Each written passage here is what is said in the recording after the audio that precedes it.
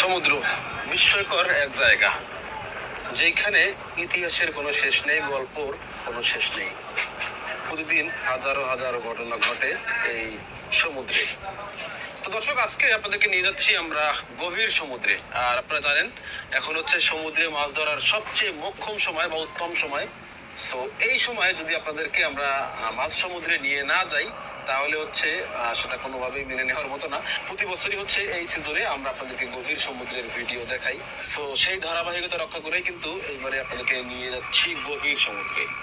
তো গভীর সমুদ্রে মূলত আপনাদেরকে নিয়ে যাবে আমাদের নাসির ভাই। নাসির ভাই হচ্ছে একজন জেলে, তিনি গভীর সমুদ্রের জেলে। সো তার চোখেই আমরা দেখবো গভীর সমুদ্রের জেলেরা কি করে, কিভাবে মাছ ধরে, এবং যাবতীয় যা ঘটে, যতটুকু হচ্ছে আমাদের ক্যামেরা বন্দি করা সম্ভব ততটুকুই আপনাদেরকে আমাদের নাসির ভাই দেখাবে।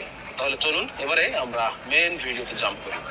তো এতক্ষণ দেখছিলেন যে আমরা যাত্রাপথে ছিলাম, মানে আমাদের ঘাট থেকে বোট ছেড়ে গভীর সমুদ্রে আসছে। আর এখন হচ্ছে আমাদের এই বোটের জাল ফেলানোর সময়। আর এটা হচ্ছে একটা লম্বা জালের বোট। আসলে সমুদ্রে যেসব জেলেরা মাছ ধরে তাদের জালের হচ্ছে অনেকগুলো টাইপ হয়, যেমন সান্দি জাল, লম্বা জাল, লাল জাল, হ্যাঁ, ফাঁস জাল, মানে এরকম হরেক পদের জাল হয়। এবং এক এক জাল দিয়ে মাছ ধরার সিস্টেম এক একটা হয়, আলাদা আলাদা হয়। যাই হোক, আজকে হচ্ছে আমরা লম্বা জালে মাছ ধরা দেখবো। তো লম্বা জালের জেলেরা যখন সমুদ্রে জাল ফালায়, তখন হচ্ছে বোটটা ব্যাক গিয়ারে থাকে। ব্যাক গিয়ারে থাকে বলতে পিছনের দিকে চলতে থাকে। আর তখন বোটটাকে সামনে থেকে হচ্ছে কন্ট্রোল করতে হয়। যেমন এই মুহূর্তে দেখতে পাচ্ছেন, ওই যে সামনে একটা লোক দাঁড়াই আছে, উনি কিন্তু বোটটাকে ওখান থেকে কন্ট্রোল করতেছে।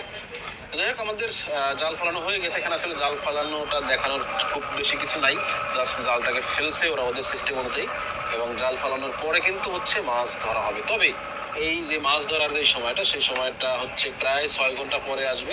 6 ঘন্টা পরে হচ্ছে আমাদের আবার জাল টানা হবে। আর দেখুন, ও যে একটা গভীর সমুদ্রে যে ট্রলিং মাছ ধরে, সেই ট্রলিং দেখা যাচ্ছে। যাই হোক, সকাল দুপুর হচ্ছে আমাদের জাল ফেলানো হয়েছিল। আর অপেক্ষার প্রহর শেষ করে এখন হচ্ছে একদম সন্ধ্যা, কেবল জাল টানা শুরু হয়েছে।